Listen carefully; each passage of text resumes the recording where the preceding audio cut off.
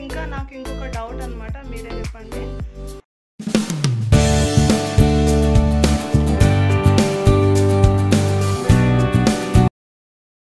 Hello అండి, hi, welcome back to my channel Priya Shekar vlogs. అందరూ ఎలా ఉన్నారు?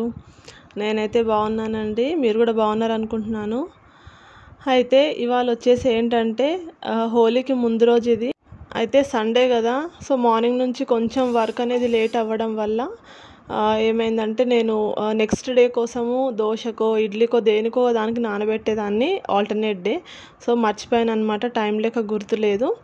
అయితే పెసరట్టు అయితే వేసుకుందామని అనుకున్నాము.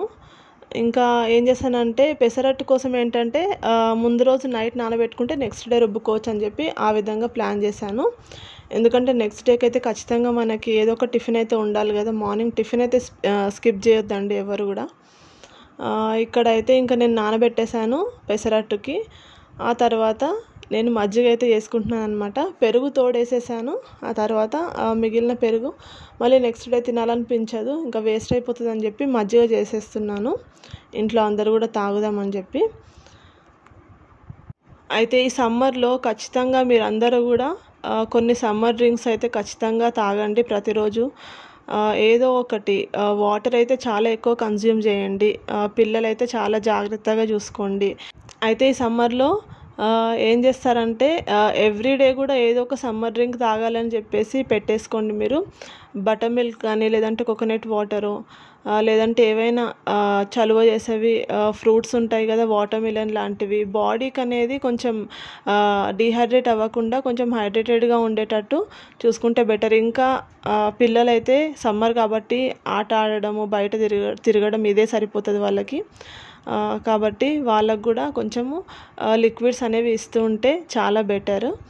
వడదెబ్బ తాకితే మాత్రం ఎంత డేంజర్గా ఉంటుందో అందరికీ తెలుసు కదా. కాబట్టి అట్లా కాకుండా కొంచెం జాగ్రత్తగా ఉండండి అందరూ. ఇంక ఇక్కడైతే బటర్ మిల్క్ నేను తాగేశాను, ఇంకా ఇంట్లో వాళ్ళ కోసం తీసుకెళ్తున్నాను.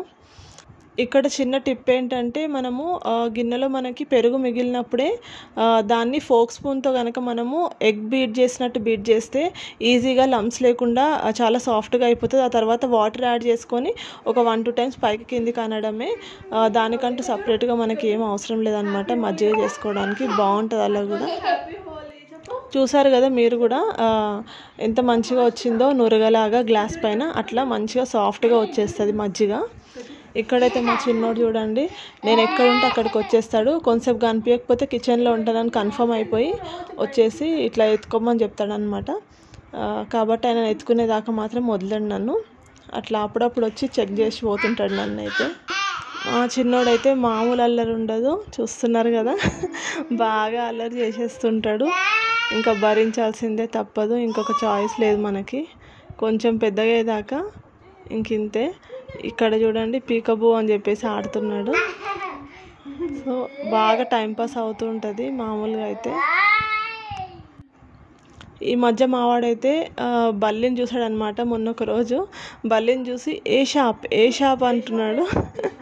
అట్లా ఒక్కోసారి ఏదైనా అవసరం ఉన్నప్పుడు రూమ్లోంచి బయటకు రాకపోవడము, కిచెన్లో సతాయించడం అట్లా ఏమన్నా చేస్తే కనుక ఏ షాప్ వచ్చింది అనగానే భయపడి బయటకు వచ్చేస్తున్నాడు అనమాట.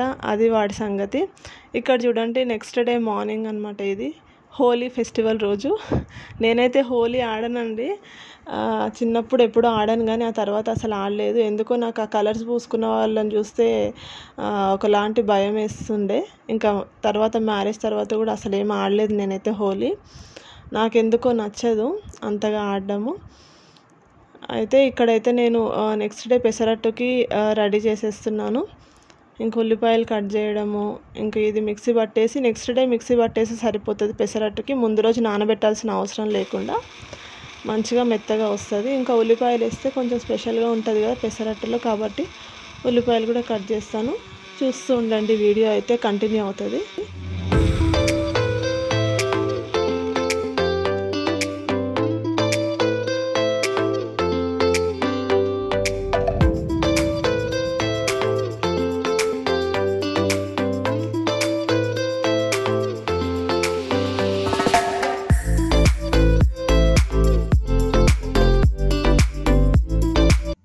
అయితే ఇక్కడ పల్లి చట్నీ అయితే వేసానండి నేను, అంటే పెసరట్టు కోసం అని చెప్పి. అయితే ఇక్కడ పల్లి చట్నీలో నేను వేసింది ఏం లేదండి, జస్ట్ మిరపకాయలు 2 వేసాను, మీరు చూసారు కదా. అట్లాగే కొబ్బరి పొడి అయితే వేసాను, కొంచెం టేస్టీగా ఉంటుందని చెప్పి. అంటే ఇన్స్టెంట్గా మనం ఇలా ప్రిపేర్ చేసుకుంటే ఈజీగా ఉంటుంది. ఇక్కడ చూడండి, నేను ఆనియన్ కట్ చేస్తుంటే చిన్నోడైతే వచ్చేసి ఇంకా తీసేసుకుంటున్నాడు. ఆనియన్ మొత్తం కావాలంట. మా చిన్నోడైతే ఆనియన్ తింటాడనమాట, ఎంతంటే అంత తింటాడు. అసలు కారం కాదో ఏమో నాకైతే అర్థం కాదు, నాకే కళ్ళల్లోంచి ఇట్లా నీళ్ళు వచ్చేస్తున్నాయి. నేను కట్ చేసేంత వరకు కూడా అటు వెళ్ళకుండా అక్కడే నించొని ఉంటే ఏదో ఒకటి అట్లా ఇచ్చుకుంటూ నించోబెట్టాను చిన్నోడిని అయితే వాడికేమో కారం అవ్వదో ఏమో, కళ్ళు అయితే మాత్రం నార్మల్గానే ఉన్నాడు. నాకైతే చాలా కారం అవుతున్నాయి కళ్ళు, అట్లా అనమాట. మంచిదే, ఉల్లి చేసిన మేలు తల్లి కూడా చేయదంటారు కదా, చాలా మంచిది ఉల్లిపాయ తింటే. చూడండి, ఇచ్చేదాకా అయితే వదులుతలేడు. చిన్నోడు ఉన్నప్పుడైతే ఏ పని చేసుకొని ఇవ్వడండి. ఒక్కోసారి వాడు పడుకున్నప్పుడు ఏదైనా ఇంపార్టెంట్ వర్క్స్ ఉంటే మాత్రం ఆ టైంలోనే చేసుకుంటాను నేను. ఇంకా ఉల్లిపాయ కట్ చేయడము పెసరట్లోకి, ఇంకా చట్నీ కూడా అంతా కూడా అయిపోయింది. ఇంకా లాస్ట్కి ఇంకో పెసరట్టు అయితే వేసిస్తున్నాను. ఇదేంటంటే ఎప్పటికప్పుడు వేసుకుంటే బాగుంటుంది. ఇంకోటి, నార్మల్గా మనము బియ్యంతో చేసుకున్న దోశలు అయితే మాత్రం ఒక 2 తిన్నామంటే అట్లాంటి మనిషి ఈ పెసరట్లు మాత్రం 4 తింటాడనమాట. చాలా ఫాస్ట్గా నోట్లోకి వెళ్ళిపోయి మెల్ట్ అయిపోయినట్టు ఉంటాయి. ఇక్కడ నేను చూపించింది ఏంటంటే ప్రసాదం అనమాట, శివుడికి మండే రోజు కాబట్టి ప్రసాదం చేసి పెడతాను కదా నేను, పరమాన్నం చేస్తానన్నమాట ఎవ్రీ మండే. సో ఆ ప్రసాదం అయితే దేవుడికి కూడా పెట్టేశాను, శివుడికి. అట్లా ఎవ్రీ మండే అయితే పెడతాను. ఇంకొకటి ఏంటంటే, మనము ఇది లాస్ట్ వీడియోలో కూడా చెప్పాను, ఏదైనా దీపం పెట్టినప్పుడు దేవుడి దగ్గర మనము ఖచ్చితంగా పువ్వు లేదంటే పసుపు కుంకుమ ఏదో ఒకటి పెట్టి కానీ దీపం అనేది వెలిగించాలి. అంతకుముందు అయితే అట్లా వెలిగించొద్దు అనమాట, నార్మల్గా ఉట్టి దీపం అయితే వెలిగించొద్దు. సో ఇక్కడైతే పెట్టిన ప్రసాదం ముందు మా చిన్నోడికి ఇచ్చి ఆ తర్వాత అయితే మేము తీసుకుంటాము. ఇంకా మిగిలిన ప్రసాదం కూడా ఉంది, వండిన తర్వాత ఉంటుంది కదా.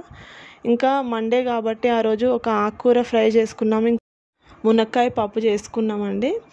ఇంకా ఇక్కడైతే రైస్ ఉంది. ఇక్కడ మిగిలిన ప్రసాదానికి చేసిన తర్వాత ఇంకా మిగిలిన పరమాన్నం ఉంటుంది కదా, ఇంకా పూజ అయిపోయింది, తినేయడమే. అండ్ ఇంకా నాకు ఇంకొక డౌట్ అనమాట, మీరే చెప్పండి. ఆయిల్ ఎక్కువ వేసుకుంటే కొలెస్ట్రాల్ పెరుగుతుంది అని అంటారు కదా, కర్రీస్లో దేంట్లో అయినా కూడా. అయితే ఆయిల్ అయితే యాక్చువల్గా మనకి న్యాచురల్గా వచ్చే వాటి నుంచే కదా ఆయిల్ అయితే ప్రొడ్యూస్ అవుతుంది. అంటే పల్లి నుంచి కానీ, అంటే గ్రౌండ్ నట్ నుంచి కానీ ఆయిల్ వస్తుంది, లేదంటే సన్ఫ్లవర్ ఆయిల్ అంటాము, కుసుమ నూనె అంటాము. ఇట్లాంటివన్నీ కూడా న్యాచురల్ ట్రీస్ నుంచి, విత్తనాల నుంచి వస్తాయి కదా. మరి కొలెస్ట్రాల్ పెరుగుతుందా లేదా చెప్పండి. అయితే నేనే చెప్పేస్తానులేండి మీకు. కొలెస్ట్రాల్ అయితే పెరగదంట ఆయిల్స్ వల్ల, కాకపోతే చూసి వేసుకోండి ఎంత అవసరమో అంత.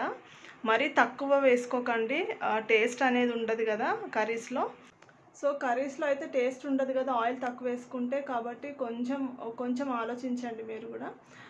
నార్మల్గా అన్నీ కూడా ఆయిల్స్ అనేవి మనకి న్యాచురల్గా ట్రీస్ నుంచి, వాటి విత్తనాల నుంచి వస్తాయి కాబట్టి ఏమంత కొలెస్ట్రాల్ అనేది అంత ఫామ్ అవ్వదు.